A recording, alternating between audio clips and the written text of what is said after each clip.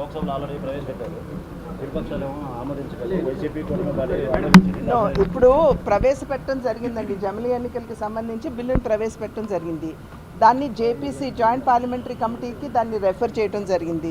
ఇది కేవలం ఏదో ఒక పార్టీ తీసుకునేటువంటి నిర్ణయం కాదు, పార్టీలతో పాటు ప్రజల యొక్క అభిప్రాయాలు కూడా సేకరించాలనేటువంటి ఆలోచనతో జేపీసీని నిర్మాణం చేయడం జరిగింది.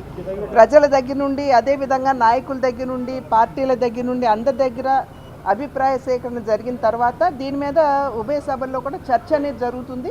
ఆ చర్చ జరిగిన తర్వాత దీని మీద ఓటింగ్ ఉంటుంది. దానికి అనుగుణంగానే జమిలీ ఎన్నికలు వచ్చేటువంటి అవకాశం ఉంది.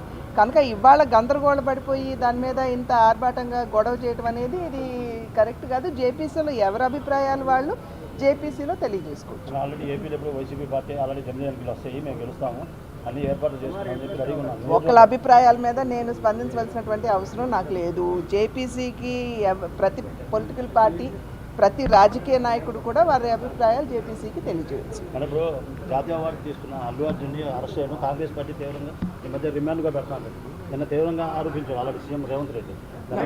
ఇది ఆల్రెడీ జరిగిపోయిందండి. నేను ఆల్రెడీ ట్విట్టర్లో కూడా నా స్పందన నేను పెట్టడం జరిగింది. అల్లు అర్జున్ గారు ఆనాడు ఒక సినీ కథానాయకుడిగా అక్కడికి రావడం జరిగింది. ఆయన ప్రేరేపించింది కాదు. ఆయన A11గా ఉన్నారు. ఆయన చూసుకున్నట్లయితే మిగతా వారిని కాకుండా ఈయన అరెస్ట్ చేయడం అనేది కరెక్ట్ కాదు అనేది మా యొక్క అభిప్రాయం. అది డెఫినెట్గా నిన్న కూడా చర్చ జరిగింది కదా తెలంగాణలో.